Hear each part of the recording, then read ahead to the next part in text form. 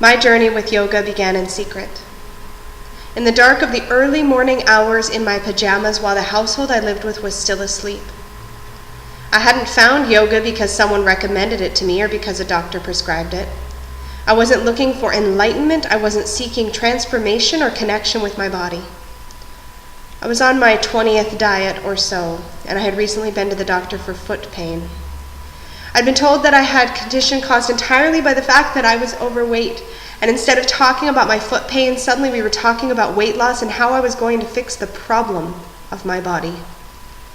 Somehow in the conversation I mentioned that my mother had recently been diagnosed with type 2 diabetes, and I remember the doctor stopped looking so concerned and held my hand and told me that the chances that I would contract the disease were probably 100% unless I got thinner.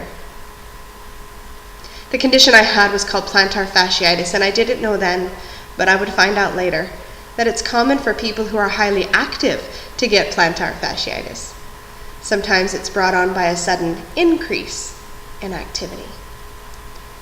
It didn't even occur to me that my doctor could be wrong, that my fat or my body was not to blame for the pain I was experiencing in my feet. It didn't even occur to me to mention to the doctor that for months I had been playing Dance Dance Revolution, a high-intensity, high-impact video game for 2 to 3 hours a day. So the doctor told me I was supposed to do whatever I could to lose weight, so that my body would not kill me. And by the way, don't do any activities that involve impact. I left his office in tears because not only was I once again for the 5th, 6th, 7th, or 8th time told that my body was going to kill me, but now in order to do something about it, I had to figure out how to lose weight, how to move my body without impact. I didn't have a lot of money at the time. I was living with roommates, and joining a gym was out of the question, as was buying an expensive piece of cardio equipment like an elliptical that would make me sweat without hurting my feet. It was a low point. One day I found myself wandering aimlessly through my local mall when I passed by a kiosk selling yoga stuff. What attracted me wasn't the fact that it was yoga. I really didn't know anything about it. But I noticed that they were selling a matching mat, blocks, and strap in the prettiest color of purple I'd ever seen, and I'm a sucker for stuff. With my $20 yoga set, I was able to pick out a 2 VHS set, Beginner Practices of Yoga, AM and PM, with Patricia Walden and Rodney Yee. They were 20 and 15 minutes respectively, and I thought, that I can do. And so I brought it home, and my yoga practice began just like that, in the living room, in the dark, in my pajamas, in secret, because I told nobody that I did yoga.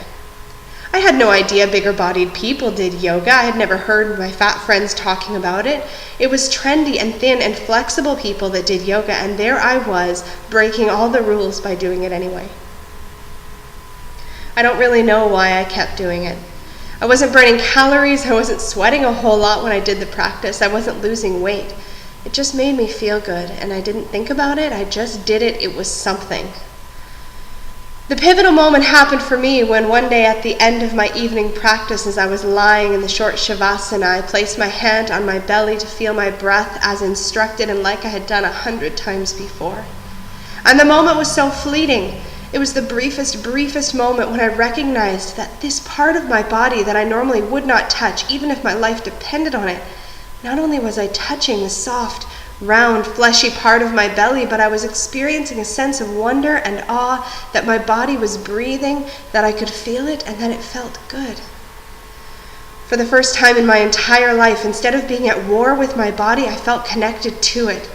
And I realized that what yoga was doing for me had nothing to do with my weight. Yoga was the olive branch that I extended to my body.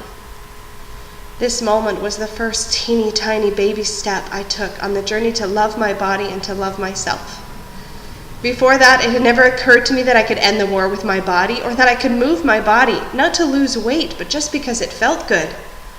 Before that, it had never occurred to me that I could stop punishing myself for the body I have and start accepting myself exactly as I am. That moment was over 12 years ago, and while yoga has not dramatically changed the appearance of my body, it has dramatically changed my relationship with it. Mary Lambert says to love your body like your mother loved your baby feet, because of my yoga practice. I do.